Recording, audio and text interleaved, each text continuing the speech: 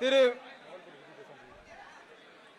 மூர்த்தி மாவட்ட இணைச் செயலாளர் அவர்கள், திரு கணேஷ் கலைச்செல்வன் மாவட்ட பொருளாளர் அவர்கள், திரு பார்த்திபன் மாவட்ட துணைச் செயலாளர் அவர்கள், திரு மில்டன் மாவட்ட செயற்குழு உறுப்பினர் அவர்கள், திரு சூர்யா மாவட்ட செயற்குழு உறுப்பினர் அவர்கள், திரு சாமியல் ராஜ்குமார் மாவட்ட செயற்குழு உறுப்பினர் அவர்கள், திருமதி மதுராம்பிகா மாவட்ட செயற்குழு உறுப்பினர் அவர்கள், செல்வி எடல் குயின் மாவட்ட செயற்குழு உறுப்பினர் அவர்கள், திரு ரமேஷ் மாவட்ட செயற்குழு உறுப்பினர் அவர்கள், திரு ஜெகதீசன் மாவட்ட செயற்குழு உறுப்பினர் அவர்கள், திரு சௌமியா நாராயணன் மாவட்ட செயற்குழு உறுப்பினர் அவர்கள், திரு ஆம்ப்ரோஸ் கிளிண்டன் மாவட்ட செயற்குழு உறுப்பினர் அவர்கள், திரு பொன்மூர்த்தி மாவட்ட செயற்குழு உறுப்பினர் அவர்கள், கிழக்கு ஒன்றிய செயலாளர் திரு அருள் பிரசாத் அவர்கள், திருவரம்பூர் மேற்கு ஒன்றிய செயலாளர் திரு வீரம்பட்டி சிவா அவர்கள், திருவரம்பூர் மத்திய ஒன்றியம் செயலாளர் திரு விஜய் பாஸ்கர் அவர்கள், திருவரம்பூர் தெற்கு ஒன்றிய செயலாளர் திரு பிரபாகரன் அவர்கள், திருவரம்பூர் வடக்கு ஒன்றிய செயலாளர் திரு சுபாஷ் சந்திரபோஸ் அவர்கள், திருவரம்பூர் பகுதி செயலாளர் திரு சுபாஷ் சந்திரபோஸ் அவர்கள், காட்டூர் பகுதி செயலாளர் தங்கதுரை என்கிற ரஞ்சித் அவர்கள், பொன்மலை பகுதி செயலாளர் திரு சந்திரசேகர் அவர்கள், அரியமங்கலம் பகுதி செயலாளர் திரு நாகேந்திரன் அவர்கள், துவாக்குடி தெற்கு நகர செயலாளர் திரு ரவி அவர்கள், துவாக்குடி வடக்கு நகர செயலாளர் திரு ராம்குமார் அவர்கள், கூத்தாய்பர் பேரூர் கழக செயலாளர் திரு குணசேகரன் அவர்கள், திருவரம்பூர் சட்டமன்ற தொகுதி ஒருங்கிணைப்பாளர் திரு பாரதிராஜா அவர்கள், இவர்களுடன் அனைத்து பகுதி ஒன்றியம் நகரம் பேரூர் கிளை மற்றும் பூத் நிர்வாகிகள் மற்றும் தமிழக வெற்றி கழகத்தின் கழக தோழர்கள் உங்கள் அனைவரையும் வருக வருக என வரவேற்கின்றேன். தற்போது நமது திருவம்பூர் சட்டமன்ற தொகுதியின் வெற்றி வேட்பாளர் திரு நவல்பட் எஸ் விஜய் அவர்களை சிறப்புரையாற்ற அன்புடன் அழைக்கிறேன்.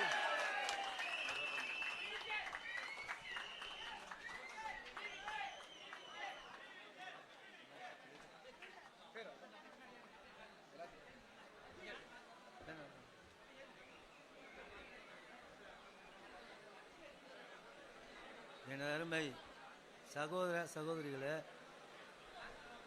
தமிழக வெற்றி கழகத்தின் செயல் வீரர்களே, மாவட்ட கழக செயலாளர் அருண்ராஜ் உள்ளிட்ட மாவட்ட கழக நிர்வாகிகளே, ஒன்றிய கழக நிர்வாகிகளே மற்றும் பகுதி கழக நிர்வாகிகளே, கிளைக்கழக நிர்வாகிகளே, செயற்குழு பொதுக்குழு நிகர அணியின் அமைப்பாளர்களே, உங்கள் அனைவருக்கும் எனது முதற்கண் வணக்கத்தை தெரிவித்துக் கொள்கிறேன். தமிழக வெற்றி கழகத்தின் தலைவர் அண்ணன் ஆதவ் அர்ஜுனன் சிறப்புரையாற்ற வருகின்றிருக்கும் எங்களது அருமை அண்ணன் ஆதவ் அர்ஜுனா அவர்களை உங்கள் அனைவருக்கும் எனது முதற்கண் வணக்கத்தை தெரிவித்துக் கொண்டு, திருவரம்பூர் சட்டமன்ற தொகுதிக்கு நவல்பட்டு விஜயாகிய என்னை தமிழக வெற்றி கழகத்தின் தலைவரும் அண்ணன் பொதுச் செயலாளர் ஆனந்த் அவர்களும் என்னை நியமித்திருக்கிறார். அவர்கள் நம்பிக்கைக்குரிய ஆளாக திருவரம்பூர் சட்டமன்ற தொகுதியின் வெற்றி பெற்று திருவரம்பூர் மக்களுக்கு என்னவெல்லாம் செய்ய வேண்டுமோ அத்தனை அவர்கள் குறைகளையும் நீக்கி கழகத்திற்கும் எங்களுடைய தலைவருக்கும் எங்களுடைய பொதுச் செயலாளருக்கும் அருமையண்ணன் ஆனந்த் அவர்களுக்கும் அருமையண்ணன் ஆதவ் அர்ஜுனன் அவர்களுக்கும் விசுவாசமாக என் உயிருள்ளவரை அவர்களுக்கு மட்டுமே விசுவாசமாக இருப்பேன் என்று கூறி, உங்கள் திருவரம்பூர் தொகுதியில் பார்த்தீங்கன்னா பல்வேறு பிரச்சனை இருக்குது. நீங்கள் சர்வீஸ் ஆலை பிரச்சனை பார்த்தீங்கன்னா பல ஆண்டு காலமாக கிட்டத்தட்ட ஆண்டு ஆட்சியும் சரி ஆள்ற ஆட்சியும் சரி இதுவரையிலையும் அதை பற்றி யாருமே கண்டுக்கிட்டதில்லை. அடுத்தபடியாக அரியமங்கலம் குப்பை கிடங்கு அதை அகற்றுவேன்னு சொல்லி ஒவ்வொரு ஆட்சியிலையும் அதை இதுவரையும் நீண்ட கால கோரிக்கைன்னு பார்த்தீங்கன்னா அரியமங்கலம் குப்பை கிடங்கும் சர்வீஸ் ஆலையும் தான். தமிழக வெற்றி கழகம் ஆட்சிக்கு வந்தால் கண்டிப்பாக அரியமங்கலம் குப்பை கிடங்கும் கண்டிப்பாக அகற்றப்படும். அடுத்து சர்வீஸ் சாலை திட்டத்தை அமல்படுத்துவோம். அப்படி இல்லைன்னாக்கா பறக்கும் சாலை திட்டத்தை கண்டிப்பாக கொண்டு வருவோம். மற்றும் பார்த்திங்கன்னா ஒருங்கிணைந்த நீதிமன்றம் கண்டிப்பாக திருவரம்பூர் தமிழக வெற்றி கழகத்தின் சார்பாக அவர்கள் ஆணைக்கிணங்க கண்டிப்பாக நிறைவேற்றப்படும். அப்புறம் பார்த்திங்கன்னா நீங்கள் மருத்துவத்துறையில் பார்த்தீங்கன்னா அரசு மருத்துவமனை எவ்வளோ மோசமாக இருக்குன்னு தெரியும். அந்த மருத்துவமனை எவ்வளோ பணம் செலவழித்து பண்ணாலும் அந்த மருத்துவமனை தரம் இல்லாமல் தான் நடந்துகிட்ருக்கு. தரமான அரசு மருத்துவமனை, அதாவது தனியாருக்கு நிகரான அரசு மனை அமைத்தே தீருவோம். அதில் எந்த மாற்று கருத்தும் இல்லை. நீங்கள் நெல் பார்த்தீங்கன்னா இங்கெல்லாம் நிறைய விவசாயிகள் இருக்காங்க, நெல் கொள்முதல் பண்ணுறாங்க. அதை மழையிலேருந்து பாதுகாக்கிறதுக்கு கொள்முதல் நிலையம் பார்த்தீங்கன்னா அந்த கட்டமைப்பு இல்லை. கண்டிப்பாக கொள்முதல் நிலையம் கட்டி தரப்படும். இப்படி பல்வேறு கோரிக்கைகள் நீங்கள்லாம் என்ன நினைக்கிறீங்களோ அவங்களுக்கு நாங்கள் பதவியேற்றுக்கிறப்ப பார்த்தீங்கன்னா வெற்றியாளர் வேட்பாளர் அறிவிப்பின் போது பார்த்தீங்கன்னா எங்களுக்கு நிறைய அறிவுரை சொல்லி தான் அனுப்பிச்சிட்டு இருக்காரு. ஊழலற்ற ஆட்சி அமைப்போன்ட்டு இருக்காரு. ஊழலற்ற ஆட்சி மாற்றத்திற்கானவர் தான் தமிழக வெற்றி கழகத்தின் தலைவர் எங்கள் விஜய் அவர்கள். கண்டிப்பாக மாற்று அரசியலை நோக்கி தான் போயிட்டுருக்காரு. மாற்று அரசியலுக்கான வாய்ப்பு தமிழகத்தில் நிறைய வாய்ப்பு இருக்குது.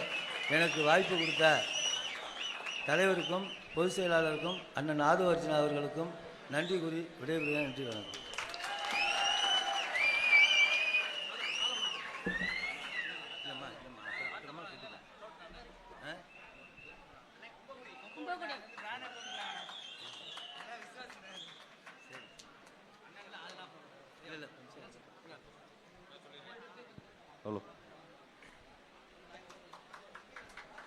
அடுத்ததாக நாம் ஆவலுடன் எதிர்பார்த்து கொண்டிருக்கும் நமது தமிழக வெற்றி கழகத்தின் தேர்தல் மற்றும் பிரச்சார மேலாண்மை பொதுச் செயலாளர் நம் பாசமிகு அண்ணன் திரு ஆதவர்ஜுனா அவர்களை சிறப்புரையாற்ற அன்புடன் அழைக்கிறோம்.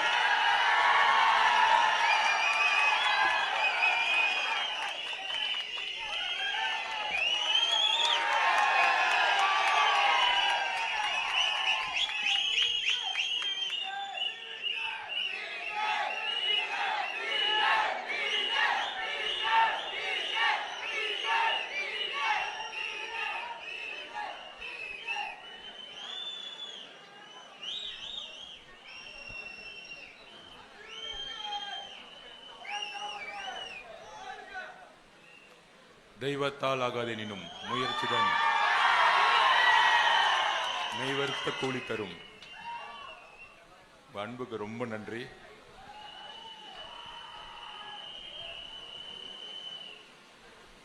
நம்மளுடைய கழக மாவட்ட செயலாளர் திரு அருள்ராஜ் அவர்களே, நம்மளுடைய வெற்றி வேட்பாளர் இன்னிலிருந்து அவர் பேர் நவல்பட்டு விஜய் இல்ல, திருவரும்பூர் விஜய். வெற்றி வேட்பாளர், தலைவரின் வேட்பாளர், நம்ம தலைவர் விஜய் அண்ணாவுடைய வேட்பாளர் திரு இன்னையிலிருந்து நவல்பட்டு மாதிரி திருவம்பூர் விஜய்னு நம்ம கூப்பிட ஆரம்பிச்சிருந்தோம். ஸோ மக்கள்கிட்ட நம்ம தலைவர் உங்ககிட்ட ஒப்படைச்சிருக்கிறாரு. அவருக்கு வாக்கள் செலுத்தி வெற்றி வேட்பாளராக நம்ம கூடிய சீக்கிரத்தில் அறிவிக்கணும். அதற்கப்புறம் அவருக்கு துணையா இருக்கக்கூடிய திரு மூர்த்தி அவர்களே, திரு கணேஷ் செல்வன் அவர்களே, திரு பார்த்திபன் அவர்களே, திருமதி துளசிமணி அவர்களே, திரு மில்டன், திரு சூரிய பிரகாஷ், திரு சாமிவேல் ராஜ்குமார், திருமதி மது ராம்பிகா, செல்வி எல்டன் குயின், திரு ரமேஷ், திரு ஜெகதீசன், திரு சௌமியா நாராயணன், திரு ஆம்ப்ரோஸ் கிளின்டன், திரு பொன்மூர்த்தி, திரு அருள் பிரசாத், திரு சிவலிங்கம், திரு விஜயபாஸ்கர், திரு பிரபாகர், திரு சுபாஷ் சந்திரபோஸ், திரு ரஞ்சித் என்கிற தங்கதுரை, திரு சந்திரசேகர், திரு நாகேந்திரன், திரு ரவிக்குமார், திரு ராம்குமார், திரு குணசேகரன், திரு பாரதி ராஜா, இன்னும் இன்னும் இன்னும் எவ்வளவோ நம்மளுடைய அம்மாக்கள், அக்காக்கள், சகோதரர்கள், சகோதரிகள் எல்லோருக்கும் என்னுடைய மனமார்ந்த வணக்கம். திருவம்பூர், திருச்சி, அதுலயும் திருவம்பூர்னா எனக்கு பர்சனலா ரொம்ப ரொம்ப பிடிச்ச மண். ஏன் தெரியுமா? தெரியுமா உங்களுக்கு? நான் பிறந்ததே இங்கதான்.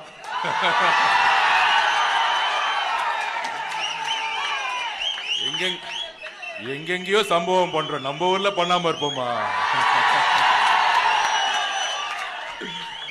அதான் நவல்பட்டு விஜய் அண்ணன் நிக்கிறாரு இங்க.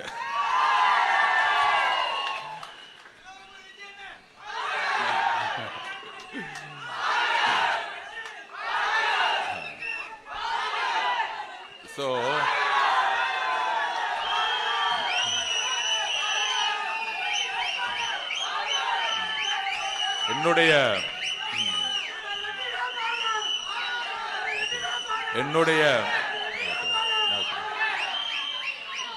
சின்ன வயசுல எல்லாத்துக்கும் தெரியும், என்னுடைய அம்மா இறந்த பிறகு, அம்மா அப்பாவை இழந்த பிறகு, என்னுடைய அம்மாவுடைய அண்ணன் தாய் மாமா அவரு தான் இங்க என்ன கொண்டு வந்தாரு. நம்ம பிஹெச்எல்ல தான் கொண்டு வளர்த்தாரு. என்ன அவர் பிஹெச்எல்ல ஒரு சாதாரண தொழிலாளி, ஒரு வெல்டர். அவரு அந்த பிஹெச்எல்ல 12 வருஷம் வளர்ந்த பையன். நான் 8 வருஷம் ஒய்டபிள்யூ ஸ்கூல்ல தமிழ் மீடியத்தில் படிச்சு, 4 வருஷம் நம்ம ராமகிருஷ்ணா மிஷனுடைய பிஹெச்எல் ஸ்கூல்ல படிச்சு, தமிழ் வழி கல்வியில படிச்சு, 12 வருஷமே சத்துருவம் மட்டுமே சாப்பிட்டு வளர்ந்த உடம்பு இது. சோ ஒரு வெல்டருடைய குடும்பத்துல பிறந்து, விவசாய குடும்பத்துல பிறந்து, ஒரு வெல்டர் குடும்பத்துல வளர்ந்து, இந்த பிஹெச்எல் ஹாஸ்பிட்டல்ல பிறந்தவன் தான் நான். அதனாலதான் எப்ப தலைவர் இங்க பிரச்சாரம் காலையில ஆரம்பிச்சாரோ, சாயங்காலம் திருவம்பூர் வந்துட்டேன். தலைவர் ஆரம்பிச்சா நம்ம முடிக்கணும்ல. சோ தலைவர் ஆரம்பிச்சுட்டாரு திருச்சியில. அதாவது எப்படி இருந்துச்சு பாத்தீங்களா பிரச்சாரம்? இன்னைக்கு பார்த்திருப்பீங்க. நேத்து நம்ம முன்னாள் முதலமைச்சர் மு.க. ஸ்டாலின் சார் வந்தாரு திருச்சிக்கு. வந்ததும் தெரியல, போனதும் தெரியல. வாமா மின்னல், திடீர்னு பார்த்தா காணோம். அப்படி அந்த வடிவேல் படத்துல ஒரு மாதிரி முதலமைச்சர் பிரச்சாரம் எப்படி இருக்குன்னா, காலையில பாவம் அந்த வாக்கிங் போவாங்களே, அந்த மாதிரி ஒரு ரிட்டையர்மெண்ட் வாழ்க்கையை நேத்துல இருந்து கொடுத்துட்டாங்க. அப்படியே காலையில ஒரு வாக்கிங் போயிட்டு, அதிலும் கூட இருக்க திமுக கூறங்கள்லாம் வச்சுக்கிட்டு, கொள்ளடிக்கிற கூட்டத்தெல்லாம் வச்சுக்கிட்டு, இவங்களை பார்த்த உடனே திமுக மக்கள்லாம் ஓடிட்டாங்க. ஐயோ, கூட்டிட்டு வர ஆள்லாம் யாரு? கொள்ளடிச்சுக்கிற கூட்டம். கொள்ளடிக்கிறதுக்கு ஒரு தலைவன் வந்த மாதிரி வாக்கிங் போறாங்க, நடக்கிறாங்க. அதுலயும் பாருங்க, நம்ம டிவிக்கு என்ன பயம் இல்ல, நம்ம தலைவர் விஜய் சார்னா பயம் இல்ல நம்ம அண்ணன் மேல. ஆனா பிரச்சாரம் எங்க பண்ணது? திருச்சி கிழக்குல பிரச்சாரம் பண்ணாரா? அப்ப முதலமைச்சர் ஸ்டாலினுக்கு எங்க பயம் இருக்கு? திருச்சி கிழக்குல பயம். திருச்சி கிழக்கு பயம் இல்ல, திருச்சி ஃபுல்லாவே பயம். ஏதோ ஒரு அதிமுக தொகுதியில போய் பிரச்சாரம் பண்ணலாம்ல. என்னப்பா அவங்க தான் சொல்றாங்களே, எங்களுக்கும் அதிமுகக்கும் தான் சண்டை, திமுகக்கும் அதிமுக தான் சண்டை.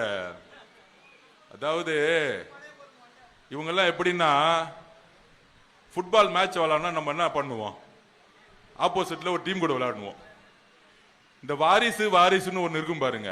இவங்க எல்லாம் என்ன பண்ணுவாங்கன்னா, இவங்களே ஒரு 5 பேர் அந்த பக்கம் செட் பண்ணிக்கிட்டு, இவங்களே இந்த பக்கம் விளையாண்டு கோல் போட்டுக்கிட்டு, நாங்க ஜெயிச்சுட்டோம் எப்பல இருந்து உட்கார்ந்தாங்க. அம்மா ஜெயலலிதாக்கு அப்புறம் அப்படிதான் எலெக்ஷன் நடந்துட்டு இருந்துச்சு. 3 எலெக்ஷன் அப்படிதான் நடந்துச்சு. ஆனா உண்மையான ஒரு லீடர் வந்தா எப்படி இருக்கும்? அம்மா ஜெயலலிதாக்கு அப்புறம்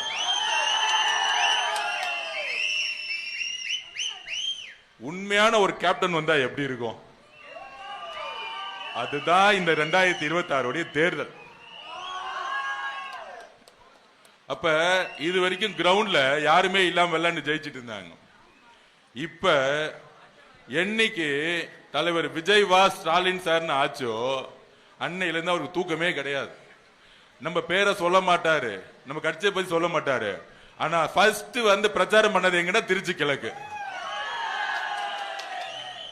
அந்த திருச்சி கிழக்குல வேட்பாளர் 5 வருஷமா காணோம். எங்க போனார்னே தெரியல. என்ன பிரச்சனைனா, சென்னையில பாக்குற, வேற ஊர்ல வர, இந்த வேட்பாளர் என்ன செய்தார் அப்படின்னு மக்கள்கிட்ட போய் கேட்டா,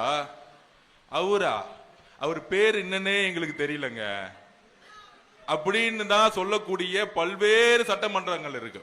அதுல முக்கியமானது ஒண்ணு திருச்சி கிழக்கு. அதுல அவர் சொல்றாரு, தைரியம் இருந்தா ஒரு தொகுதியை விட்டுட்டு என் கூட ஒத்தைக்கு ஒத்தும் போது தேவையில்லாம ஆடு தேவையில்லாம கூப்பிட்டு 5 வருஷம் தொகுதிக்கு வரவே இல்லையா? அப்ப ஏன் 2 தொகுதியில் நிக்கிறாரு? நிறைய பேருக்கு அது புரியல. அவரு ஒரு தொகுதியில பயந்துட்டுன்னா இன்னொரு தொகுதியில் நிக்கணும். யார பார்த்து பயன்னு சொல்றது? தம்பிங்களா, நீங்க தான் பயந்து 26 கட்சி கூட்டணியை சேர்த்து நின்னுகிட்டு இருக்கீங்க. 26 கட்சி கூட்டணி வச்சாலும் திருச்சியில நடந்து வந்தா பாக்குறதுக்கு ஆள் இல்ல, ஒருத்தனும் இல்ல. விசிக காரங்களும் இல்ல, காங்கிரஸ் காரங்களும் இல்ல. காங்கிரஸ் காரங்க இன்னும் நாமினேஷன் பண்ணாம சண்டே போட்டுட்டு இருக்காங்க, இன்னும் வேட்பாளர்களும் தேர்ந்தெடுக்கல. இதுதான் காங்கிரஸ் கட்சி. ஏன்னா எல்லா வேட்பாளரும் வித்துட்டாங்க. இன்னைக்கு காங்கிரஸ் கட்சி அப்படி ஆயிருச்சு. அதனாலதான் கரூர் அக்கா, நம்மளுடைய அக்கா ஜோதிமணி அக்கா, நான் எலெக்ஷன் வேலை செய்ய மாட்டேங்க. அப்புறம் நம்ம காங்கிரஸ் மாணி தாக்குறோம், நான் எலெக்ஷன் வேலை செய்ய மாட்டேங்க. இதெல்லாம் எதிர்கட்சி கிடையாது, காங்கிரஸ்குள்ளே இருக்கக்கூடிய எம்பிகள். இந்த காங்கிரஸ் கட்சியை கூட்டணியில வச்சுக்கிட்டு ஓல்டு ரெக்கார்டு, பழைய பென்ஷன் வாங்குற அரசியல்ல நம்ம ப. சிதம்பரம், அப்புறம் நம்ம செல்வ அண்ணன், அவரு செல்வ பெருந்தொகை அப்படின்னு தெரியும் உங்களுக்கு எல்லாரும். பல தொகைகளை வாங்கிட்டு டிஎம்கே கிட்டையும் காசை வாங்கிட்டு, இப்ப காங்கிரஸ் கட்சி வேட்பாளரே காங்கிரஸ் வாங்கிட்டு காசை வாங்கிட்டு வேட்பாளர் அதுலயும் இவர் 1 கோடினா அவர் 10 கோடி குழப்பம் வந்துருச்சு. இன்னும் நாமினேஷன் முடியறதுக்கு 3 நாள் இல்ல, இன்னும் வேட்பாளர்களே காங்கிரஸ் அனௌன்ஸ் பண்ணல. சொந்த காங்கிரஸ் கட்சியிலேயே எந்த எம்பி வேலை பார்க்கறதுக்கு ரெடி கிடையாது. அதனாலதான் மு.க. ஸ்டாலின் பிரச்சாரம் வந்தா யாரு பாக்குறதுக்கு வரதும் கிடையாது. ஆனா நம்ம அண்ணா வந்தாரு பாருங்க காலையில ஏர்போர்ட்ல, எப்படி இருந்துச்சு. நேத்தே தேர்தல் கமிஷன் கிட்ட போயிட்டோம். மேடம் நாங்க அப்பயே சொன்னோம், மேடம் கூட்டமே இல்லாம ஸ்டாலின் சார் வண்டி மேல ஏறி கை காமிச்சு ரோட் ஷோ பண்றாரு. உதயநிதி அவர்களுக்கு கூட்டமும் வரல, ஒருத்தரும் வரல, ஆனா ரோட் ஷோ பண்ணிட்டு இருக்காரு. ஆனா எங்க தலைவர் இறங்கி ரோடு மேல ஏறக்கூடாதுங்கிறாங்க, கீழே நடக்க கூடாதுங்கிறாங்க. கடைசியில ஒரு ஸ்பாட் வச்சா மொத்த கூட்டமும் அங்க நிக்குது. அதனாலதான் பிரச்சனையே நடக்குது. உடனே சீஃப் எலெக்ஷன் கமிஷன் மேடம் சொன்னாங்க, அப்படிலாம் இல்லையே, அதெல்லாம் அலோடு, நீங்க பண்ணுங்கன்னு சொல்லிட்டாங்க.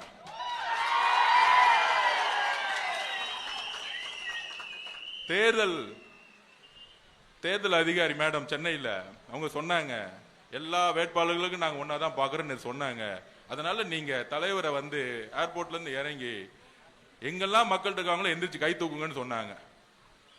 தலைவர் ஏர்போர்ட்ல இறங்கி கை தூக்குனதான் மிச்சம், கீழே இறங்கவே முடியல. அப்ப 24 கட்சி கூட்டணி, ஆப்போசிட்ல 10 கட்சி கூட்டணி, அப்புறம் தனியா ஒருத்தர் நம்மள திட்டிக்கிட்டே இருப்பாரு. விடுங்க போனா போதுட்டோம், விடுங்க. நம்ம பார்ட்டிக்கு ஃபைட் பண்ணிக்கிட்டே இருப்போம். ஆடியன்ஸ் எல்லாம் திடீர்னு கிரவுண்டுக்குள்ள வர முடியாது, கஷ்டம். நீங்க ஆடியன்ஸை பார்த்து கோவப்படாதீங்க. ஒரு விளையாட்டு வீரன் எப்படி இருக்குன்னா, ஒரு கிரவுண்ட் இருக்குன்னா நம்ம கோல் மட்டும்தான் இருக்கணும். லெப்ட்ல இருக்கக்கூடிய ரைட்டருக்கு கத்துறது காது கொடுத்து கேட்கவே கூடாது. அப்ப போட்டி யாருக்கு? டிவிக்கு, டிஎம்கே, அவ்வளவுதான்.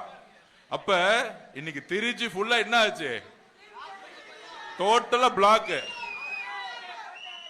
அப்ப அன்பும் ஆதரவும் நம்பிக்கையும் யார்கிட்ட இருக்கு? அதனாலதான் திருப்பி பதிவு பண்றேன், இந்த தேர்தல் கூட்டணிக்கான தேர்தல் அல்ல, இந்த தேர்தல் எதிர்கட்சி ஜெயிக்கக்கூடிய தேர்தல் அல்ல, ஒரு தலைவரை உருவாக்கக்கூடிய, தலைவரை தேர்ந்தெடுக்கக்கூடிய தேர்தல்.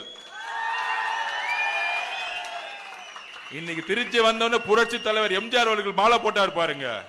என்ன மீனிங்? 77க்கு அப்புறம் 2020 இன்னொரு எம்ஜிஆர் வந்துட்டாரு. இந்த தீய சக்தி கூட்டத்தை ஒழிக்கிறதுக்கு ஒருத்தன் தைரியமா வந்துட்டாரு. நீ 26 கட்சி வச்சுக்கோ. நடுவுல சொன்னாங்க அவர் பிஜேபி போயிடுவாரு, என்டிஏ போயிடுவாரு, அவரை மிரட்டிட்டாங்க. மிரட்டின உங்க பட பராசக்தி ரிலீஸ் பண்ணிட்டீங்க. கள்ள கூட்டணி, எல்லா கூட்டணியும் திமுக பிஜேபி வச்சுக்கிட்டு தான் சொந்த புள்ள உதயநிதியோட கம்பெனி ரெட் ஜெயிண்ட். அறிவுநிதி யாரு சார்? இன்ப நிதி யாரு? 20 வயசு பையன், அவன் 1000 கோடி ரூபாய்க்கு பட்ஜெட்ல படம் எடுக்கிறானா? நம்மளாம் எடுக்க முடியுமா? அந்த பையன் இன்னும் பிஏவே படிச்சு முடிக்கல, அதுக்குள்ள வந்து 1000 கோடி. மொத்த ஊழல் பணமும் எங்க இருக்கு? ரெட் ஜெயின்ல இருக்கு. ஆனா இது வரைக்கும் ரைடு இல்ல.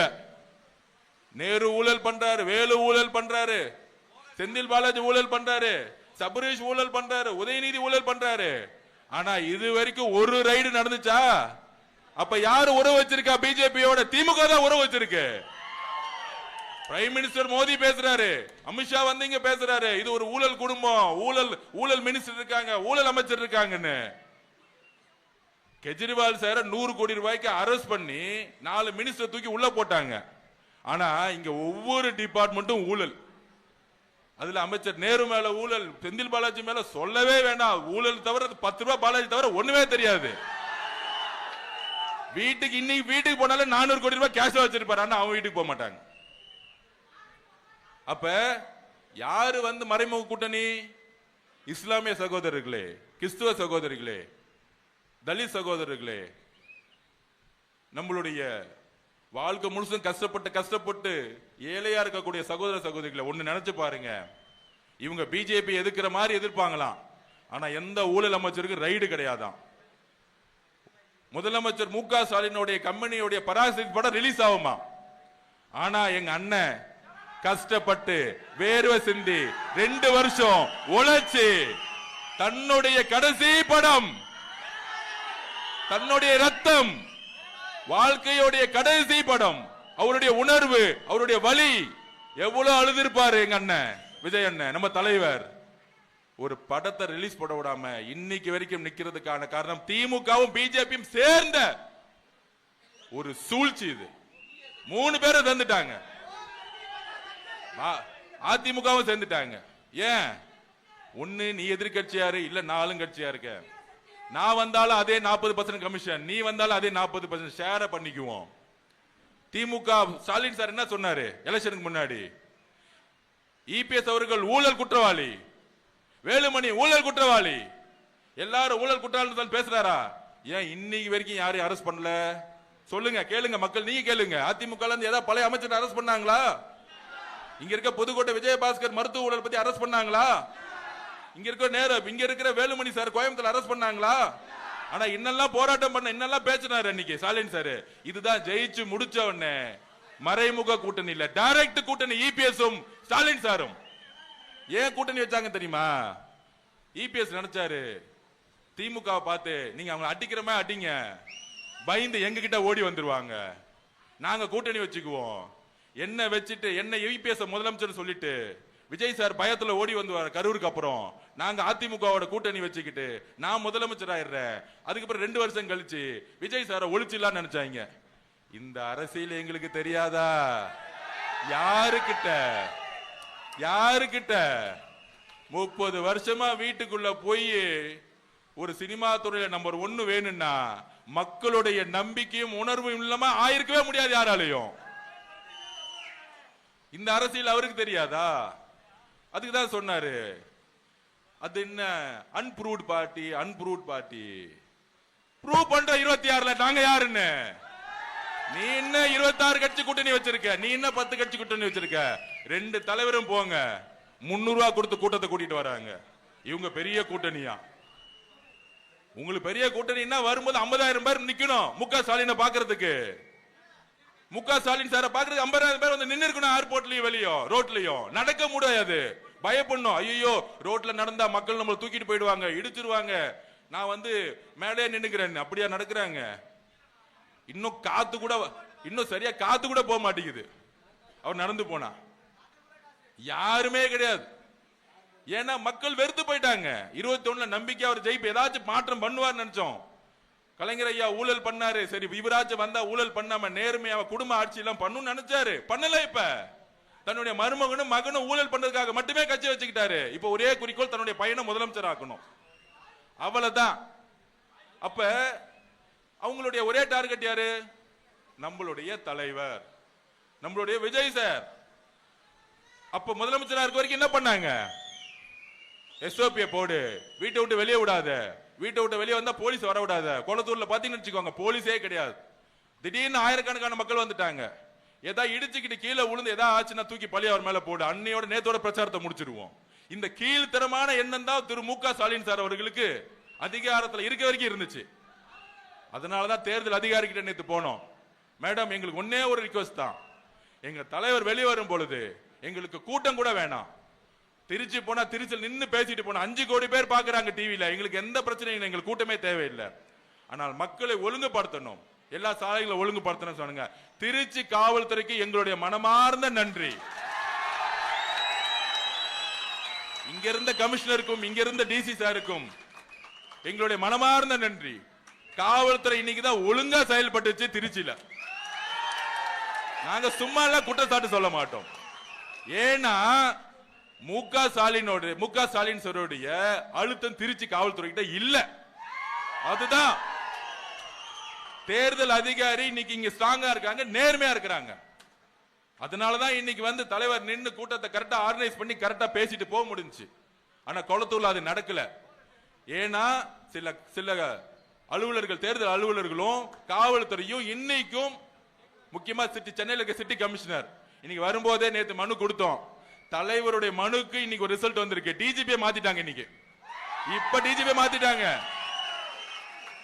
நேர்மையான அரசு இருக்கும் பொழுது நம்மளுடைய தலைவருடைய பிரச்சாரத்தை யாராலும் நிப்பாட்ட முடியாது. இதுதான் உண்மை. சோ அப்படி இருக்கும் பொழுது பிரச்சாரம் ஸ்டார்ட் ஆயிருச்சு. இன்னுமேட்டு அவரை நிப்பாட்ட முடியாது. மக்களுடைய எழுச்சி, கோடானு கோடி எழுச்சி இனிமேட்டு பார்க்க போறாங்க. அப்ப திருவம்பூர்ல என்ன, எதுக்காக நம்ம ஜெயிக்கணும்?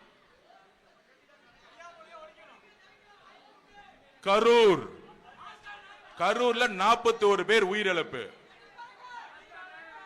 செந்தில் பாலாஜி எக்ஸிகியூஷன், செயல்படுத்தல். முக்கிய மூளை யார் தெரியுமா? மு க ஸ்டாலின் சார். அதுக்கப்புறம் மகேஷ் பொய்யாமொழி. ஏன் தெரியுமா பண்ணாரு? உதயநிதி ஸ்டாலின் அவர்களுக்கு எந்த எதிரி இருக்க கூடாது, எந்த போட்டியாளர் இருக்க கூடாது. இபிஎஸ் அவர்கள் போட்டியாளரா? எங்க இருக்கிறான்னு கூட தெரியல பிரச்சாரம் பண்ணும் பொழுது. அப்ப ஸ்டாலின் சாரோட குறிக்கோள் என்ன? உதயநிதி சார முதலமைச்சர் ஆக்கணும். அடுத்தது அப்ப விஜய் சார பிரச்சாரத்துக்கே பண்ண விடக்கூடாது, அவர் கட்சியை முடக்கணும். அப்ப கரூர்ல உள்ள வந்தா ஏதாவது பண்ணிரு. மகேஷ் பொய்யாமொழி ஐடியா மணி, அந்த ஐடியா மணி, அது மூளையே இல்லாதவெல்லாம் ஐடியா கொடுத்துட்டு இருக்கான். அப்ப கரெக்டா பிளான் பண்ணி நம்ம மக்களை வந்து ஏதோ ஒண்ணு போய் நம்ம மக்களை வந்து எவ்வளவு பெரிய இழப்பை நம்ம பார்த்தோம். பார்த்து முடிச்ச பிறகு ஃபர்ஸ்ட் செந்தில் பாலாஜி 5 நிமிஷத்துல உள்ள போயிட்டார். எப்படி இந்த சினிமா படத்துல சொன்ன மாதிரி ஒரு போலீஸ் வருமே, அது மாதிரி ஃபர்ஸ்ட் போயிட்டார். செகண்ட் வந்தவர் யாரு? இது வரைக்கும் தமிழ்நாட்டில் எவ்வளவோ மரணங்கள் நடந்திருக்கு, எவ்வளவோ வந்து இறப்புகள் நடந்திருக்கு. எனக்கு தெரிஞ்சு மகேஷ் பொய்யாமொழி போய் பார்த்த ஆறுதல் சொன்ன நிகழ்ச்சி நான் பார்த்ததே கிடையாது. ஃபர்ஸ்ட் போனாரு. ஃபர்ஸ்ட் போயிட்டு நம்ம மேல ஒரு பெரிய குற்றச்சாட்டு டிவி ஃபுல்லா சொல்ல ஆரம்பிச்சுட்டாங்க. ஃபால்ஸ் ப்ரொபகண்டா பிரச்சாரம் பண்ண ஆரம்பிச்சுட்டாங்க தலைவர் மேல. ஆனா காலையில 11 மணிக்கெல்லாம் மக்கள் வந்து அப்படியே திமுக பக்கம் திரும்பிட்டாங்க எதிர்ப்பா. ஏன் தெரியுமா? அந்த ஒரே ஒரு மகேஷ் பொய்யாமொழியுடைய நடிப்பு. அதாவது நம்மளை பார்த்து எப்பயுமே திமுக விமர்சனம் பண்ணுவான். இது ஒரு நடிகர் கூட்டம், நடிகர் கட்சி, கரெக்டா? மகேஷ் பொய்யாமொழி யாரு? மொழிப்போர் தியாகிய, மொழிப்போர் தியாகிய. மகேஷ் பொய்யாமொழியில மகேஷ் பொய்மொழி, பொய்மொழினா கூப்பிடுங்க. அந்த மகேஷ் பொய்மொழி இருக்காரு, ஒரு 7 வருஷத்துக்கு முன்னாடி என்ன பண்ணிட்டு இருந்தாரு? அகில உலக உதயநிதி ரசிகர் மன்ற தலைவர். அவருடைய போஸ்டிங் என்ன தெரியுமா? உண்மையை சொல்லுவா, எனக்கு தானே தெரியும் எல்லா உண்மையும். எம்ஜிஆருக்கு அப்புறம் திமுக பத்தி தெரிஞ்ச ஒரே ஆள் நான் தான், அதுக்குதான் சொல்றேன். எம்ஜிஆருக்கு கலைஞர் திமுகவை தெரியும், ஆதவர்ஜனாவுக்கு ஸ்டாலின் திமுக தெரியும். 2015 40 நம்பர் தோத்து ட்ரெஷரர் ரிசைன் பண்ண காலத்துல இருந்து கூட இருந்தவன்.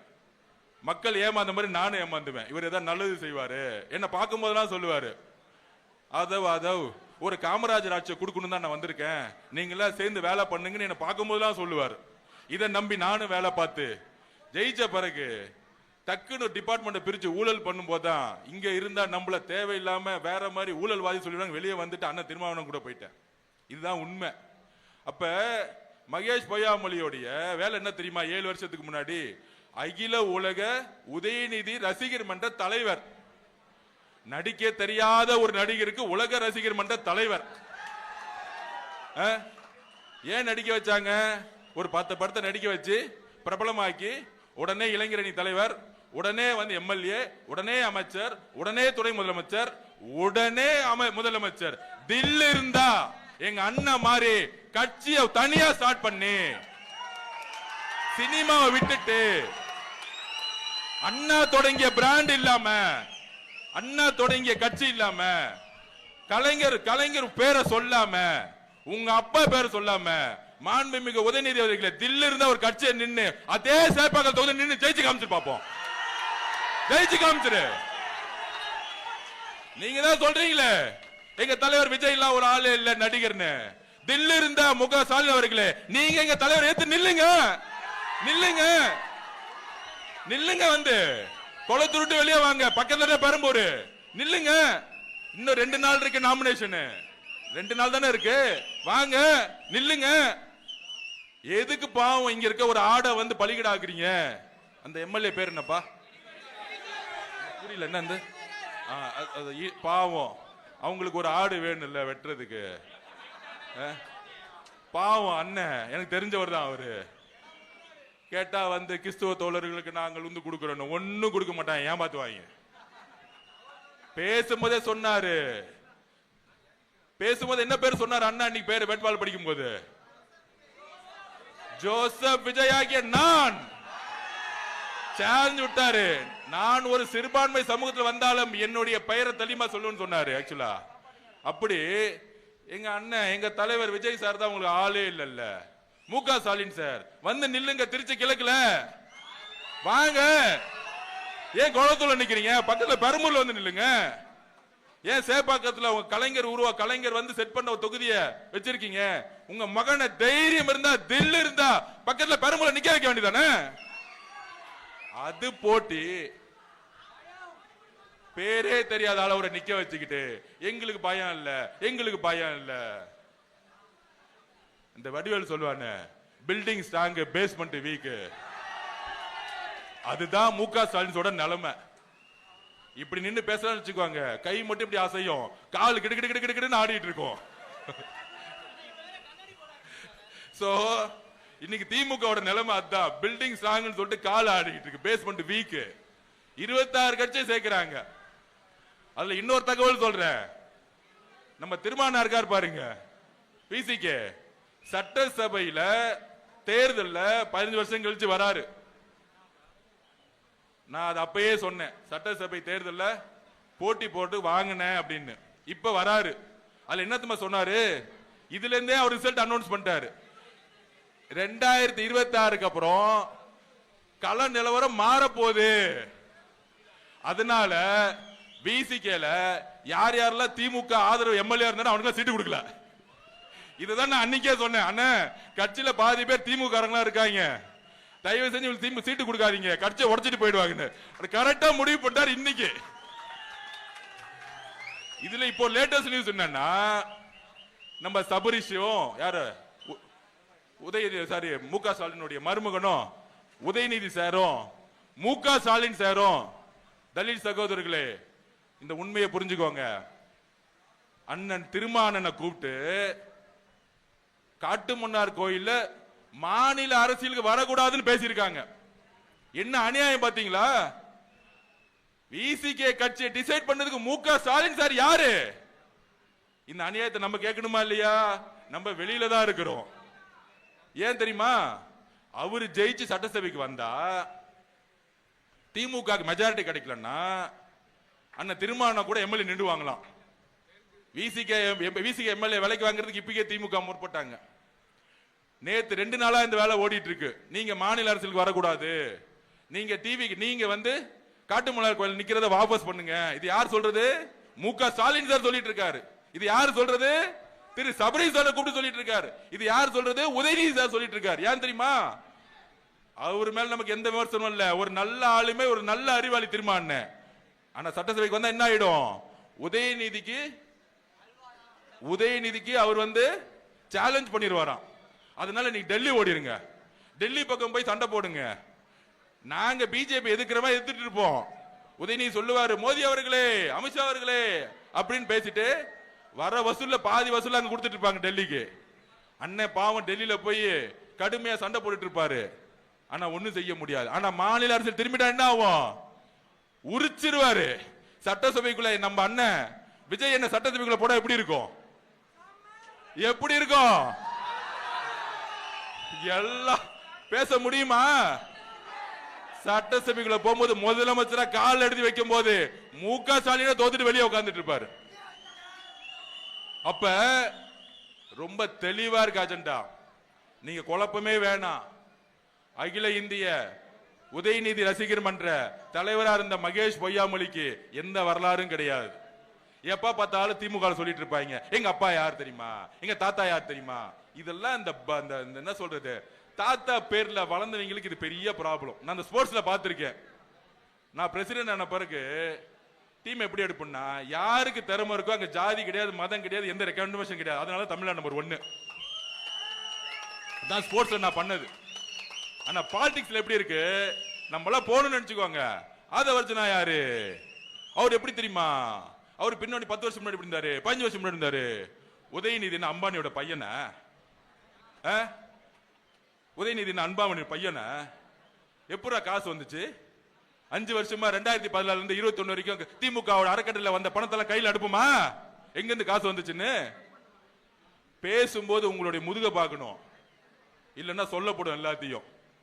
அப்படி ஊழல் மட்டுமே பண்ணி ஊழலுக்காக ஒரு சாம்ராஜ்யம் உருவாக்கி ஒரு சாதாரண ஆள் எம்எல்ஏ ஆகணும். நீங்க ஒரு விவசாய பையனா இருப்பீங்க, ஒரு கூலி தொழிலாளர் பையனா இருப்பீங்க. ஆனா நீங்க எம்எல்ஏ ஆகணும் என்ன சொல்றாங்க? 20 கோடி இல்லாம ஆக முடியாது. அந்த 20 கோடி எங்க இருந்து வருது? அரசியல் இருந்து, ஊழல் இருந்து வருது. ஒன்னே ஒண்ணு சொல்றேன், நம்ம தலைவர் என்றைக்கு முதலமைச்சர் ஆறாரோ அதுக்கப்புறம் ஒருத்தரும் ஒரு தொகுதியை செலவு பண்ணாம மக்கள்கிட்ட மூஞ்சி காமிச்சு ஜெயிக்கக்கூடிய ஒரு தமிழக அரசியலை உருவாக்குவார். கேரளா மாதிரி ஒரு சாமானியன எம்எல்ஏ ஆகணும், அப்படி ஒரு அரசியல் உருவாக்குவார். அப்ப 26 கட்சி கூட்டணி, 10 கட்சி கூட்டணி எல்லாம் நிக்காது. மகேஷ் பொய்யாமொழி எஜுகேஷன் மினிஸ்டர் ஆனார். என்ன செஞ்சாரு? எஜுகேஷன் மினிஸ்டர் எதுக்கு கொடுத்தாங்க? அகில இந்திய உதயநிதி ரசிகர் மன்றத்துடைய தலைவரா இருந்ததுனால எஜுகேஷன் மினிஸ்டர். என்ன ஒரு குவாலிபிகேஷன் பா, இல்ல எவ்வளவு பெரிய குவாலிபிகேஷன். இந்த குவாலிபிகேஷன் வச்சுக்கிட்டு நம்மள பார்த்து நடிகர் கட்சிங்கிறாங்க. அப்ப இங்க யாரு ஜெயிக்க வைக்கணும் அப்படின்னா, எதுக்கு நவல்பட்டு விஜய் சார் வந்தாரு? எதுக்கு வந்தாரு? எதுக்கு வந்தாருன்னா, நம்ம சொல்லுவாங்கல்ல ஒரு பழமொழி, அவன் ஏரியால போய் அவன் பொருளே போட்டாட்டி, அவ்வளவுதான். 2016 தெரு தெருவா நின்னு ஒரு கள நிர்வாகிய நின்னு ஜெயிக்க வச்சவர் திமுகவை.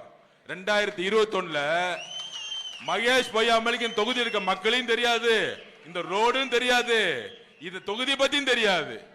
மகேஷ் பொய்யாமொழிய ரோடு அறிமுகப்படுத்தி ஜெயிக்க வச்ச ஒரே ஆள் முதுகு யாருன்னா இவர் தான், நவல்பட்டு விஜய். ஆனா இவருக்கு திமுக ஏன் தெரியுமா சீட் இல்ல? அவங்க அப்பா அமைச்சர் கிடையாது, அவங்க தாத்தா அமைச்சர் கிடையாது. திமுக சேர்ந்தா நீங்க ஒரு 40 வருஷத்துக்கு முன்னாடி போகணும், உங்க தாத்தாவோ உங்க அப்பாவோ அமைச்சரா இருக்கணும், அவனுக்கு மட்டும்தான் வாழ்க்கை. அப்படி ஒரு எளிமையான மனிதரை தேர்ந்தெடுத்து தலைவர் போங்க, ஜெயிச்சுட்டு வாங்க. ஏன் ஜெயிக்கணும்? ஏன் ஜெயிக்கணும்? தனிப்பட்ட கணக்கு வழக்கு இருக்கு கரூருக்கு அப்புறம். இந்த கரூருடைய சூழ்ச்சி இருக்கு. நம்மளுடைய மக்களை இழந்தமே 41 குடும்பத்தை அதோடைய சூத்திரதாரி மகேஷ் பொய்யாமொழி. அப்ப அன்னைக்கு நைட்டு நடிச்சு உச்ச நீதிமன்றத்தில் மாட்டி இன்னைக்கு திமுக குற்றவாளி கூண்டுல கருவிலே நிக்குது. அதை செயல்படுத்தியவர் யாரு? செந்தில் பாலாஜி. திமுக ஜெயிக்கவே ஜெயிக்காதுங்கிற அதுக்கு நான் ஒரு சிம்பிள் எக்ஸாம்பிள் இப்பயே சொல்லிடுறேன், ஒரு எடுத்துக்காட்டு. மீடியா நண்பர்கள் நல்லா பாருங்க. அப்புறம் இந்த திமுகல ஒரு 200 பேர் காசு வாங்கிட்டு மீடியால உட்காந்துக்கிட்டு வாய்க்கிலே பேசுவாங்களே, அவங்களுக்கு கொஞ்சம் நேரம் மூஞ்ச பாத்துக்கோங்க. நான் பதில் சொல்றேன். திமுக பெரிய கட்டமைப்பு இல்ல, கரெக்ட் தானே? பெரிய கட்டமைப்பு. நாங்க 75 வருஷ கட்டமைப்பு. அதுல இன்னைக்கு மு.க. ஸ்டாலின் சார் யார பயங்கரமா கொண்டாடுறாரு? நீங்களே சொல்லுங்க. ஒரு பெரிய தேர்தல் அறிவாளி, ஒரு பெரிய தைரியசாலி அப்படின்னு யார சொல்றாங்க? இப்ப லேட்டஸ்டா வந்த செந்தில் பாலாஜியா. எனக்கு அவரை பத்தி தெரியும். இடி ரைடு வந்தவருக்கே என்ன ஆச்சுன்னு நான் சொல்ல முடியாது. நாங்க எங்க தலைவர் சிபிஐ ரைடு வரும்போது எல்லா என்கொயரி அட்டன் பண்ணிட்டு வெளியே வரும்போது எந்திரிச்சு நின்று கை காமிச்சிட்டு வந்தவர் எங்க தலைவர். நீ இடி ரைடு வந்ததுக்கு பேண்ட்ல என்ன நடந்துச்சுன்னு தெரியும், அது சொல்ல வேணாம், விட்டுருங்க. இன்னமேட்டு செந்தில் பாலாஜிக்கு ரைடு வந்துச்சுன்னா டைப்பர் அமுச்சு விடுங்க. இவங்க எல்லாம் தைரியமானாலும் நம்மள பார்த்து சொல்றாங்க. அப்ப பெரிய ஆளுங்கட்சி 24 கட்சி கூட்டணி, ஒரு தொகுதி 20 கோடி ரூபாய் வச்சிருக்கோம், 2500 கோடி 3000 கோடி செலவு பண்ண போறாங்க. இந்த மாயெல்லாம் உருவாக்குறாங்கல்ல. செந்தில் பாலாஜிக்கு எல்லா தேர்தல் தெரியும்ல. ஏன் கரூரை விட்டுட்டு கோயம்புத்தூர் ஓடினார் சொல்லுங்க? சொந்த மண்ணை விட்டுட்டு யாரா ஓடுவாங்களா? ஏன்? பை எலெக்ஷன்ல ஒரு ஓட்டுக்கு 5000 கொடுத்து ஜெயிக்கலாம், உள்ளாட்சி தேர்தலில் ஒரு 5000 கொடுத்து ஜெயிக்கலாம். ஆனா 234 தொகுதிக்கு தேர்தல் வரும் தெரியுமா? நேர்மையா ஒரு எலெக்ஷன் நடக்கும் தெரியுமா? அப்ப நேர்மையான ஒரு தேர்தல் அதிகாரி வருவாங்க தெரியுமா? இந்த மாதிரி டிஜிபி எஸ்பி எல்லாம் மாத்துவாங்க தெரியுமா? அப்படி தேர்தல் நடத்தும் போது நீ 2000 கொடுத்தாலும் கரூர்ல 41 பேர் கொன்னதுக்கான காரணம் கரூர் மக்கள், தமிழ்நாடு மக்களே நம்புது செந்தில் பாலாஜி கொலை குற்றவாளின்னு. அவர் எடுத்த சர்வேலே தெரியுது இங்க நின்னா வாஷ் அவுட் ஆகும், டெபாசிட் ஆகாதுன்னு. திமுகவுடைய மிகப்பெரிய ஒரு முதுகு செந்தில் பாலாஜின்னு பேசுறாரு கரூர் மீட்டிங்ல மு.க. ஸ்டாலின் சார். தைரியம் இருந்தா கரூர்ல நிக்கிறதுக்கு துப்பு இல்ல. நீங்க 234 தொகுதியில 200 தொகுதி ஜெயிப்பீங்களா? ஒரு திமுகவுடைய முன்னணியில் இருக்கக்கூடிய ஒரு அமைச்சரா இருந்தவரே கரூர்ல நிக்க தெரியல, கரூரை விட்டுட்டு கோயம்புத்தூர்ல வர்றாரு. கோயம்புத்தூர் மக்கள் அதுக்கு மேல விவரமானவங்க, ஓட ஓட விரட்டுவாங்க. தேர்தல் இன்னைக்கு எழுதி வச்சுக்கோங்க. கேட்டா சொல்றாங்க அவருக்கு சாதி பலம் இருக்குன்னு. கொங்குல இருக்கக்கூடிய எந்த சாதி மக்களும் இந்த 41 கொலையை என்னைக்கு அக்செப்ட் பண்ண மாட்டாங்க. கொங்கு சகோதரர்கள் அமைதியை விரும்புவாங்க. தமிழ்நாட்டில் இருக்கக்கூடிய ஒவ்வொரு சகோதரர்களும், ஒவ்வொரு ரீஜனில் இருக்க சகோதரர்களும் அமைதியும் நம்பிக்கையும் வளர்ச்சியும் மட்டுமே எதிர்பார்க்கிறாங்க, ஊழல் இல்லாம. அப்ப நம்ம தலைவர் எதுக்காக வந்திருக்காரு? நம்ம தலைவர் யாரு? நம்ம தலைவரை மக்கள் பார்க்க வராங்க. அதுவும் பெண்கள் குழந்தைகளோட ஓடி வராங்கன்னா தலைவர் விஜய் அவர்கள் மேய்ச்சி வச்ச நம்பிக்கையும் அன்பும். தலைவர் விஜய்னா என்ன தெரியுங்களா? நம்பிக்கை. தலைவர் விஜய் என்றால் நம்பிக்கை. தலைவர் விஜய் என்றால் நம்பிக்கை. இந்த நம்பிக்கையை எம்ஜிஆர் உருவாக்கினார், அம்மா ஜெயலலிதா உருவாக்குனாங்க.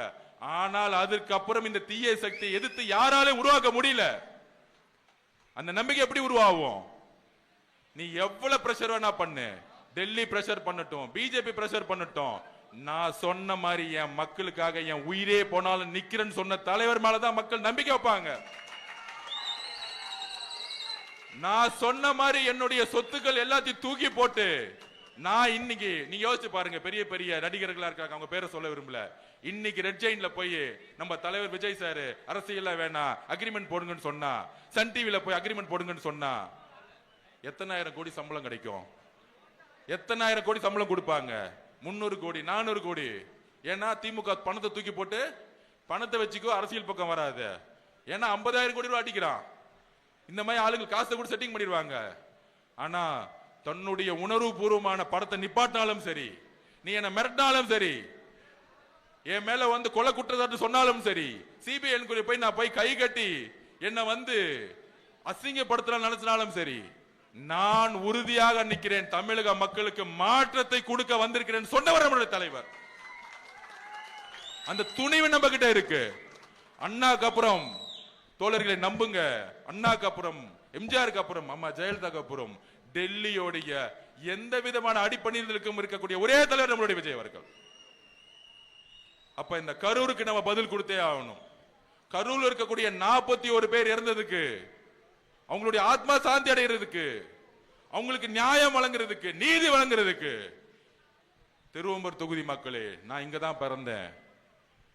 நவல்பட்டு விஜய் இல்ல, திருவம்பூர் விஜயா பாருங்க. அவரை ஜெயிச்சுட்டு வந்தா ஒவ்வொரு எம்எல்ஏவும் ஜெயிக்கும் போதுதான் அவர் விஜயா பார்க்காதீங்க, இனிமேட்டு விஜய் அண்ணனாவே பாருங்க. ஒவ்வொரு வேட்பாளரும் விஜய் அண்ணனாவே பாருங்க. ஒவ்வொரு வேட்பாளரும் ஜெயிக்கும் பொழுது நமக்கான ஒரு மெஜாரிட்டி கவர்மெண்ட் தலைவரோட தலைமையில உருவாக்க முடியும். அப்ப நமக்குள்ள எவ்வளவு குழப்பங்கள், எவ்வளவு சண்டைகள் இருந்தாலும் நம்ம தலைவருக்காக எல்லாத்தையும் தூக்கி போட்டு எல்லோரும் ஒற்றுமையா இருந்து, மகேஷ் பொய்யாமொழி ஒண்ணுதான் தெரியும், ஓட்டுக்கு 2000 ரூபாய் கொடுப்பாரு, அதை தவிர ஒண்ணுமே தெரியாது. அவருடைய எஜுகேஷன் டிபார்ட்மெண்ட் என்ன பண்ணாரு? 20,000 பேருக்கு வேலை கொடுக்கறேன்னு சொன்னார். ஆசிரியருக்கு கொடுத்தாரா? 2,500 பேருக்கு கூட கொடுக்கல. ஆசிரியர்களே இல்லாம இன்னைக்கு ஸ்கூல் எஜுகேஷன் போயிட்டு இருக்கு. சத்துணவு சாப்பிட்டு நான் வளர்ந்தேன். இன்னைக்கு ஞாபகம் இருக்கு, சாம்பார்னு ஒண்ணு கொடுப்பாங்க, வெறும் மஞ்சள் தண்ணி தான் கிடைக்கும், தோரம் பருப்பே இருக்காது. ஏன் தெரியுமா? அந்த தோரம் பருப்பை குழந்தைங்களுக்கு கொடுத்துன்னு சொல்லி ஊழல் பண்ணிட்டு இருப்பாங்க அங்க சத்துணவு டிபார்ட்மெண்ட்ல. இன்னைக்கு நடந்துட்டு இருக்கு. முட்டை கொடுப்பேன்னு சொல்லுவாங்க, இத்தனை கிராம்னு ஒரு வரைமுறை இருக்கு. ஆனா ஒரு குட்டியை ஒரு முட்டை கொடுத்துட்டேன்னு கணக்கு எழுதுவாங்க. 100 பேர் கொடுத்துட்டேன்னு, 30 பேர் கொடுத்துட்டு 100 பேர் கணக்கு எழுதுவாங்க. எல்லாத்துலயும் ஊழல் அடிச்சு கடைசி நிமிஷத்துல 2000 ரூபாய் கொடுத்தா ஜெயிச்சிரும் ஒரு தேர்தல் உருவாக்கி இருக்காங்க பாருங்க. இத ஒழிக்கணும்னா நமக்குள்ள எந்த பிரச்சனையும் இருக்க கூடாது. எல்லோரும் ஒண்ணு சேரணும். கட்சியில புதுசா வந்தவங்க, 20 வருஷமா இருந்தவங்க, 10 வருஷமா வந்தவங்க அப்படிலாம் கிடையாது. தலைவர் யாரை வேட்பாளர் அனௌன்ஸ் பண்ணாரோ இனிமேட்டு அவங்க பேரு விஜய் இல்ல, விஜய். அதுதான் நம்ம புரிஞ்சுக்கணும். ஒவ்வொரு சட்டமன்ற உறுப்பினரும் தேர்ந்தெடுக்கும் பொழுது அவங்களுடைய கணக்குகள் கண்காணிக்கப்படும். ஒவ்வொரு 3 மாசமும் மக்கள் பார்வைக்கு சட்டமன்ற உறுப்பினர்களுடைய சொத்துக்கள் ஓபன் ஆகணும் தலைவர் எங்ககிட்ட சொன்னாரு. அவரோட சொத்து மட்டும் டிக்ளேர் இல்ல, ஒவ்வொரு சட்டமன்ற உறுப்பினர், ஒவ்வொரு அமைச்சர்களுடைய கணக்கு வழக்குகள் ஒவ்வொரு 3 மாசத்துக்கும் பொது பார்வையில் வைக்கப்படும். ஊழலை ஒழிக்கிறதுக்காக மட்டுமே தலைவர் நேர்மையான ஆட்சி கொடுக்க வந்திருக்காரு. அதுக்காக தான் இவ்வளவு அழுத்தம். 75 வருஷ கட்சி நம்மளை பார்த்து ஏன் பயப்படுது?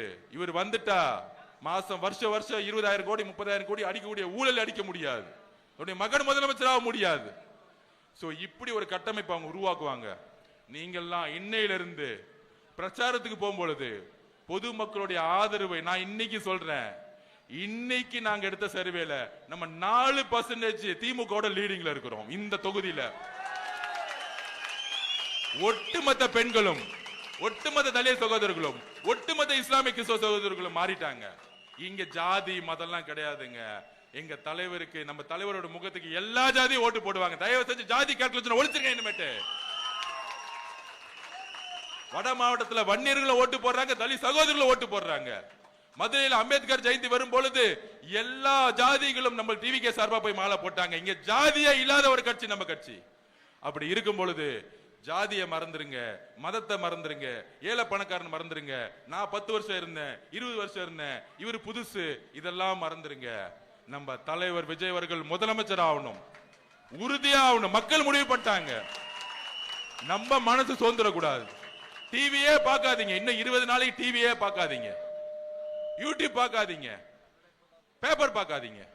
ஏன்னா 1000 கோடி 500 கோடி டிவிக்கும் நியூஸ் பேப்பருக்கும் யூடியூப் சேனலுக்கும் செலவு பண்ணி பார்க்கக்கூடிய 200 பேர் 300 பேர் நம்ம தலைவருக்கு எதிராக பேசுறதும் நம்ம கட்சிக்கு எதிராக பேசுறது மட்டுமே பிரச்சாரமா வச்சிருப்பாங்க. அதனால அவங்க ஜெயிப்பான்னு நினைக்கிறீங்களா? கிடையாது.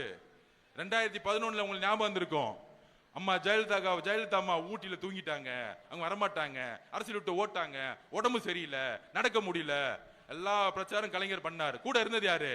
காங்கிரஸ், விசிகே, பிஎம்கே, எல்லா கட்சியும் கூட்டணி சேர்த்துக்கிட்டாங்க.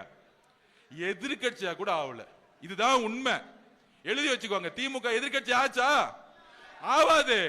2வது தாட்டி திமுக ஜெயிச்ச வரலாறே கிடையாது. எழுதிக்கோங்க. இதான் சொல்ற வரலாறு. தான் மக்கள் தேர்ந்தெடுத்த வரலாறே கிடையாது.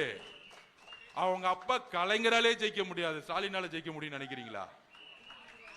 அவர் ஒரு ஆளுமன் கூட சொல்லலாம், அவராலே ஜெயிக்க முடியல, மக்கள் தூக்கி எறிஞ்சிருவாங்க. கிரவுண்ட் அப்படி இல்ல, கீழம் களம் வேற மாதிரி இருக்கு. ஆனா அந்த மீடியாவுக்கு புரியாது. டெல்லி மீடியா, இங்கிலீஷ் மீடியா, டெல்லியில இருந்து வரவங்க, டெல்லியில இருந்து பிஜேபியில வரவங்க ஏதோ உளறிட்டு இருப்பாங்க. நம்மளோட வேலை எப்படி இருக்கணும், நம்மளோட பிரச்சாரம் எப்படி இருக்கணும், எல்லா பகுதியிலும் எல்லா ஒன்றியத்திலும் எப்படி பிரச்சாரம் பண்ண நான் சொல்லிக்கிறேன். ஒன்றிய செயலாளர்கள், கழக நிர்வாகிகள், கிளை கழகம் எல்லாத்துக்கும் நான் சொல்லிடுறேன். நம்மளுடைய கட்சியோட கட்டமைப்பு என்ன தெரியுங்களா? இந்த கட்சியை உருவாக்கியது பெண்கள். எழுதி வச்சுக்கோங்க, இந்த கட்சியை உருவாக்கியது யார்? பெண்கள். நம் கட்சியோட அடித்தளம் யார்? பெண்கள். வீடு வீடா போகும்பொழுது நம்மளுடைய சகோதரிகள், நம்மளுடைய அக்காக்கள், தங்கைகளை ஒரு 50 பேர் 100 பேர் கிளை கழகத்துல முன்னாடி அவங்க தான் போகணும். ஆண்கள் நம்ம பின்னாடி தான் நிக்கணும். பெண்கள் தான் ஓட்டு கேட்க போகணும். அவங்களுக்கான ஸ்பேஸ கொடுங்க, அவங்க தான் போகணும். திமுக கார மாதிரி வேட்டி கட்டிக்கிட்டு கதவை போய் உடைக்கிறன்னு போய் மிரட்டுவான் பாருங்க ஓட்டு கேட்கறதுக்கு, அப்படிலாம் போவாதீங்க. நம்மளுடைய அன்பு பெண்கள் கிட்ட இருக்கு. நம்ம புள்ள விஜய் வரணும். விஜய் பாவம், அவர் என்னமா பண்ணார், இப்படி போட்டு அடிக்கிறாங்க. நேத்து கூட வில்லிவாக்கத்துல பிரச்சாரம் பண்ணிட்டு இருந்தேன். பாட்டில விட்டு அடிச்சு ஒரு அம்மாவை வந்து முட்டியை உடைச்சு போய் ஹாஸ்பிட்டல்ல சேர்த்தோம். அப்ப எவ்வளவு அழுத்தங்கள் நம்ம கொடுக்குறாங்க. அப்ப அந்த அழுத்தங்கள்ல இருந்து எல்லா பெண்களும் பாத்துக்கிட்டு இருக்காங்க. இவங்க எவ்வளவு ரவுடிசம் பண்றாங்க, எவ்வளவு பிரச்சனை வருது. 2 வயசு குழந்தை ரேப் ஆகுது. 12ஆம் கிளாஸ் பொண்ணு கழிப்பறைக்கு போனா முடியல. இதே மகேஷ் பொய்யாமொழி, இதே ஊர்ல உங்களுக்கு தெரியும். கழிப்பறை போன ஸ்டூடெண்ட்ஸ் வந்து கீழே விழுந்து செத்து போனாங்க. அப்ப பில்டிங் எல்லாம் மாத்தணும். புதுசா நாங்க வந்து ஸ்கூல் எல்லா புது ஸ்கூல் நாங்க வந்து மாத்துவோம். என்ன மாத்துனாங்க 5 வருஷம்? கல்வித்துறையில ஊழல் தவிர எதுவுமே செய்யல. 7,000 கோடி ரூபாய்க்கு ஸ்மார்ட் சிட்டி ஸ்கூல்ஸ் கட்டணும்னு சொன்னாங்க. இது வரைக்கும் எந்த ஸ்கூலாச்சும் ஸ்மார்ட் சிட்டி ஸ்கூலா இருக்கா? இதே திருவம்பூர்ல ஸ்கூலுக்கு போங்க, இன்னைக்கும் மரத்தடியில உட்கார்ந்து தான் குழந்தைங்க படிச்சுக்கிட்டு இருக்காங்க. ஹெட்மாஸ்டர் ஸ்கூல்ஸ் எல்லாமே எத்தனை இருக்காங்க? 35,000-40,000 ஸ்கூல்ல மொத்தமே 20,000 கிளாஸ் டீச்சர்ஸ் தான் இருக்காங்க. ஏன்னா எல்லாம் பிரைவேட்டுக்கு மாறிட்டு இருக்கு. அப்படி இங்க இருக்கக்கூடிய அமைச்சர் இருக்காரு, சும்மா உதயநிதியை சுத்திட்டு வந்தா போதும் நம்ம ஜெயிச்சிடலாம் அப்படின்னு ஒரு அரசியலை வந்து இங்க உருவாக்கிட்டு இருக்காங்க. அந்த அரசியல் எங்க இருந்து வருது? எங்க தாத்தா யாரு, எங்க அப்பா யாரு? எப்பயுமே களம் ஓபன் ஆயிருச்சுன்னா எங்க தாத்தா யாரு அப்பா யாருன்னு தெரியாது. விளையாடுறது நம்ம அதிகமா விளையாடுறதா இருக்கட்டும், ஸ்ட்ராங்கா விளையாடணும், நம்ம ஜெயிச்சுட்டு போயிட்டே இருக்கலாம். நீங்க ஸ்போர்ட்ஸ்குள்ள வரும்போது, கிரவுண்டுக்குள்ள வரும்போது ஒரு ஸ்போர்ட்ஸ்மேன் சைக்காலஜி என்ன தெரியுங்களா? பாத்திருக்கீங்களா? ஒரு கிரவுண்டுக்குள்ள போகும்போது நம்ம ஆப்போசிட்ல இருக்க வாலிபால் விளையாடுறோம், ஃபுட்பால் விளையாடுறோம், கிரிக்கெட் விளையாடுறோம். நம்ம யாராச்சும் பாப்போமா? ஆப்போசிட்ல அவங்க அப்பா யாரு, அவங்க தாத்தா யாரு? இல்ல, என்ன திறமை இருக்கு அவனுக்கு, நம்ம அடிப்போமா, அடிக்க முடியுமா? அப்படி திறமை இல்லாத கூட்டம் தான் திமுக. வெறும் காசை எடுத்துட்டு மட்டும்தான் வருவான், பேசக்கூட தெரியாது.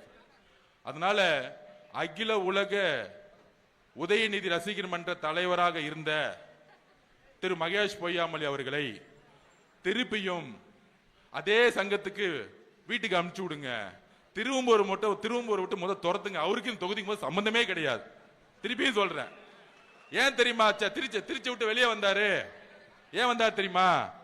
திருச்சி டவுன்ல நின்னா நேரனே தோக்கடிச்சிருவாரு. இது அவங்க கட்சி பாலிடிக்ஸ். அதனால ஓரமா வந்துட்டாரு. இப்ப போதும், நம்ம திருவம்பூர் விஜய் என்ன போதும், நம்ம தலைவருடைய முகம் போதும், பேச்சு போதும், மொத்தமா காலி பண்ணிடலாம்.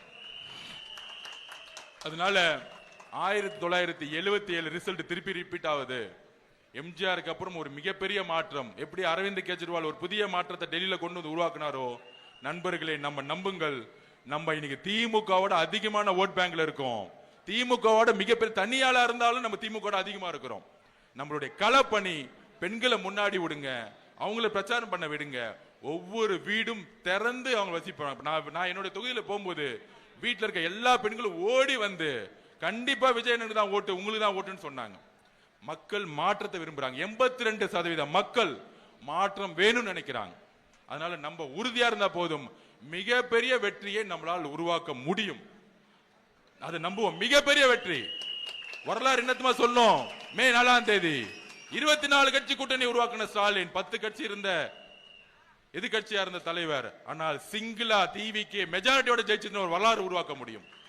அதனால இந்த வெற்றியை உறுதிப்படுத்த நம்மளுடைய களத்துல ஒவ்வொரு நாளும் நமக்குள்ள பல்வேறு குழப்பங்களும் இல்ல பல்வேறு பிரச்சனைகளும் இருந்தாலும் மனசுக்குள்ள தூக்கி போட்டு நம்மளுடைய தலைவர் அவர்கள் விஜய் அவர்கள் ஜெயிக்கணும் ஜெயிக்கணும் ஜெயிக்கணும். அவரை ஜெயிச்சாதான் அடுத்த தமிழ்நாடு மாற்ற முடியும். திருப்பியும் திமுக வந்தா தமிழ்நாடை யாராலுமே காப்பாற்ற முடியாது.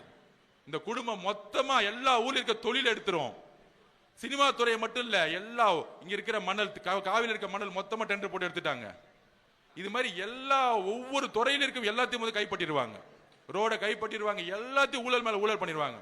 நேர்மையான ஆட்சி வேணா மாற்றம் உருவாகணும். அதுக்கு நம்ம தலைவரை முதலமைச்சராக ஒவ்வொரு வேட்பாளரும் ஜெயிக்கணும். இது வேட்பாளர்களுக்கான தேர்தல் இல்ல. நான் திருப்பியும் சொல்றேன், நவல்பட்டு விஜய் அவர்களை திருவம்பூர் விஜய் அவர்களா மாத்தணும். ஏனென்றால் விஜய் என்பவர் நம்மளுடைய தலைவர் விஜய் அவர்களா பாருங்க. அப்படி பார்த்துட்டீங்க. திருச்சி கிழக்குல ஏதாவது சண்டை இருக்கா? இல்ல. ஏதாச்சும் குறை இருக்கா? இல்ல. ஏன்னா அண்ணன் நிக்கிறாரு. இதுதான் எல்லா 234 தொகுதி அண்ணன் நிக்கிற மாதிரியே நினைச்சு எல்லோரும் மேல செய்யுங்க. இது எம்எல்ஏ கால தேர்தல் இல்ல, நம்முடைய தலைவர் விஜய் அவர்கள் முதலமைச்சராக ஆக்கக்கூடிய தேர்தல்ங்கிறத பதிவு பண்ணி எல்லோரும் ஒற்றுமையுடன் சேர்ந்து மிகப்பெரிய பலத்துடன், முக்கியமா பெண்கள் சக்தியுடன் நம்ம ஆட்சி மாற்றத்தை உருவாக்குவோம். நன்றி, வணக்கம்.